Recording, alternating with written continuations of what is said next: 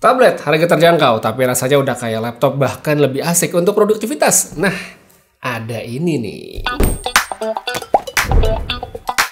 Hai semuanya, selamat datang lagi di Project Review, dan ini dia tablet baru Huawei lagi. Ya, tablet sama Huawei itu udah kayak jodoh kayaknya ya. Bulan lalu kita udah lihat ada Huawei MatePad Pro terbaru.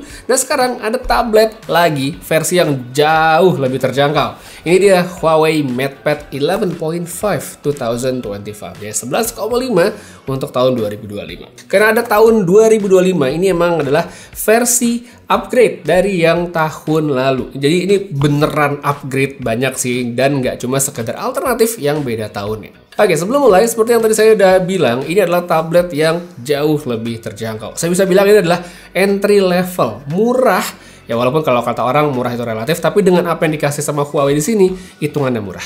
Harga tablet ini 6 juta kurang 1000, dan kita bakal langsung dapat bonus keyboard sama stylus. Jadi tabletnya udah siap action, langsung bisa dipakai. Keyboardnya itu adalah jenis smart clip-on. Jadi masangnya itu sebenarnya kayak casing, ya nyambung ke tabletnya dengan Bluetooth, tapi dia nggak perlu kita repot-repot pairing karena udah ada konektor. Jadi pas nempel, dia bakal otomatis langsung connect. Dengan koneksi Bluetooth, pakai keyboard itu jadi lebih fleksibel ya. Jadi bisa dipakai mode standar begini kayak laptop, atau bahkan kita pisahin ya. Jadi kali aja leher kita pegel, mungkin ngadepnya kayak ke bawah terus. Nah, ini kita bisa pindahin tabletnya ke tempat yang lebih tinggi, tapi keyboardnya tetap di tempat yang nyaman buat tangan kita. Kemudian untuk stylus M Pencilnya ini juga tetap masih mantap sekali, punya sensitivitas yang sangat baik, dan kita bisa lihat tadi demo di sini ya, walaupun saya udah lapisin kertas, masih bisa kedetek ke layarnya dengan sangat baik. Nah, itu baru kita mau ngomongin satu poin soal tablet dan juga aksesorisnya. Terus untuk desain tablet sendiri sekarang juga oke nih, karena tabletnya dibuat menjadi lebih tipis.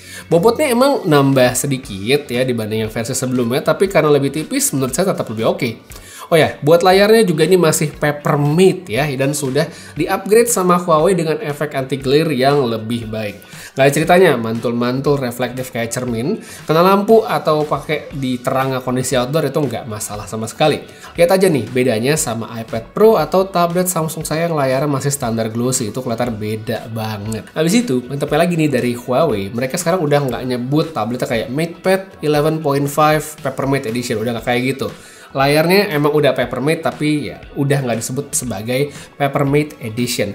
Ada sih tulisannya Papermate Display di kotaknya, tapi kecil doang di pojokan, nggak yang dijembreng di tengah kayak dulu. Soal kualitas visual, ini tetap bagus dan nggak ada masalah, nyaman dilihat. Speknya juga mantap, upgrade banget dari yang versi tahun lalu.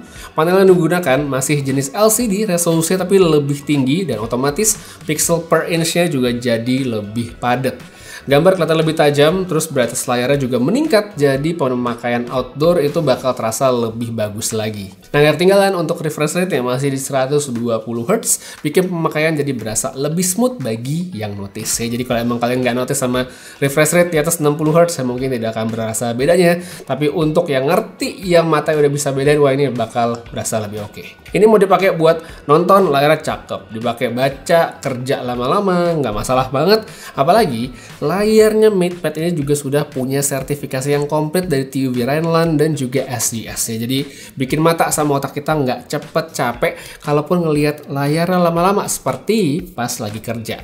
Ini jarang banget ya tablet punya sertifikasi layar yang selengkap ini. Nah, ngomong-ngomong soal kerja, sama seperti MatePad 11.5 yang tahun lalu, yang baru ini juga sudah support dengan PC level WPS Office untuk experience ala desktop PC, namun dalam tablet di kelas terjangkau, entry level, tapi tetap bisa produktif. Fungsi-fungsi di toolbarnya masih sangat amat lengkap untuk pengolahan dokumen tipe Word, Spreadsheet Excel, dan juga PowerPoint untuk presentasi. Lihat aja tuh, banyak banget kan opsinya. Terus untuk pivot table andalan ini masih ada banget, memudahkan untuk analisa data yang kompleks supaya kita bisa lebih simple ngerjainnya dan gampang ketika perlu bikin chart atau grafik lanjutan. Dan di sini juga bisa kita pakai untuk quick calculation untuk hitung-hitungan yang lebih cepat. Lagi-lagi memudahkan, apalagi kalau selanjutnya untuk presentasi gitu ya, beserta dengan pilihan animasinya tuh banyak banget. Nggak cuma kepake untuk kerja sih sebenarnya yang kayak gini, namun sebenarnya sangat bisa dipakai bagi mereka yang mungkin lagi bikin tugas ya saat kuliah atau mungkin sekolah. By the way, buat yang mungkin belum tahu nih, PC level WPS Office ini juga bisa kita gunakan untuk menyimpan data secara online gratis ya. Jadi syaratnya kita cukup bikin akun aja dan sign in biar cloud storage-nya aktif. Ini oke banget karena tanpa perlu ada bayar-bayar lagi ya, aplikasi udah gratis, ternyata cloud storage-nya juga gratis gitu, kita bisa nyimpan langsung.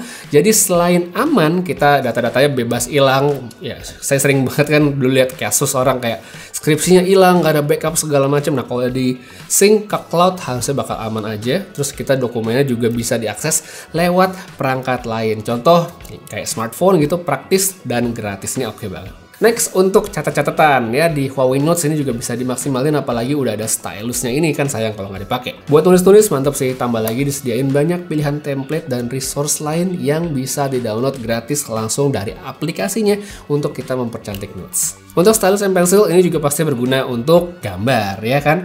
Di MatePad 11.5 ini sekarang sudah ada GoPaint yang nggak ada di MatePad 11.5 versi tahun lalu. Karena ini versi entry level, emang layernya itu nggak bisa sampai 8K kayak MatePad Pro, tapi 4K aja sebenarnya udah cakep kok ya untuk visual yang lebih tajam. Brushnya banyak banget, dipakainya gampang, dan yang terpenting gratis langsung ada di tabletnya, tidak perlu bayar lagi. Jadi untuk soal kerja, untuk multimedia atau berkreasi, MatePad terbaru ini mestinya sih udah mencakup banyak kebutuhan ya. Harusnya sih kalau dari segi aplikasi juga udah banyak ya yang gratis dan siap pakai. Untuk install aplikasi lain-lainnya juga kita bisa langsung akses lewat app gallery-nya Huawei, jadi nggak khawatir kehilangan untuk aplikasi kayak Gmail, G Drive, ya Google Drive, Netflix, YouTube, dan lain sebagainya.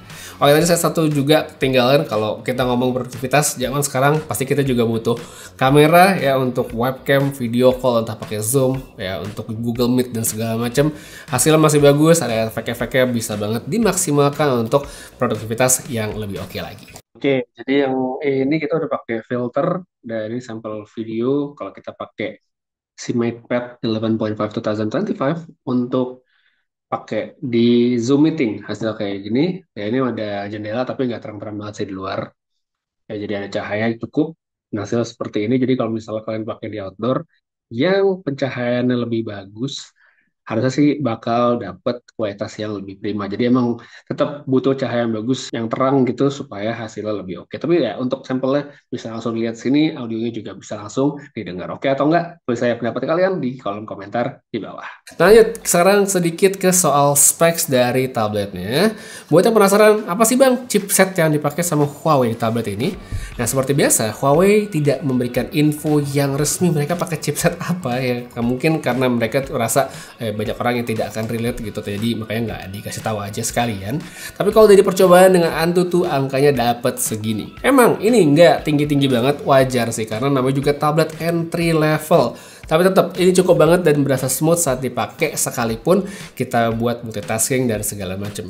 Gaming juga bisa kok ya, tapi emang bukan yang berat-berat banget ya. Intinya masih bisa. Nah, yang lebih penting sebenarnya adalah baterainya sih, karena dibandingkan versi yang tahun lalu tuh ada peningkatan karena sekarang menjadi 10.100 mAh dengan pengisian 40 watt. Kapasitas begini kalau dalam pemakaian harian buat kerja sih nggak bakal habis 1 kali 24 jam, aman banget. Jadi harusnya masih cocok buat mereka yang mobile, mungkin suka kerja di cafe atau di tempat lainnya. Untuk charging 40 watt sendiri tadi ya udah cukup banget untuk mengisi baterai dengan lebih cepat, apalagi untuk sebuah tablet entry level.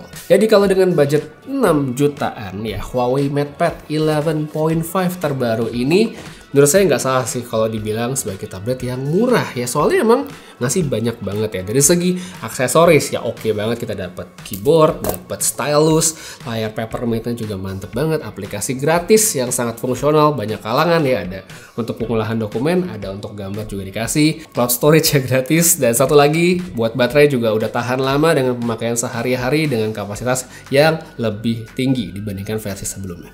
Ini menurut saya adalah kombinasi value yang masih sulit saingi oleh tablet-tablet tetangga.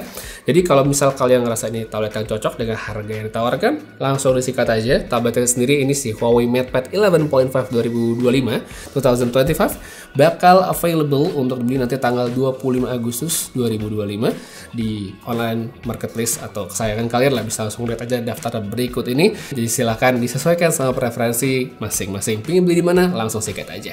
Oke, jadi kayaknya kurang lebih segitu aja, sedikit omong-omong saya yang nggak singkat-singkat amat tentang the new Huawei MatePad 11.5 2025. Makasih banyak nonton sampai habis.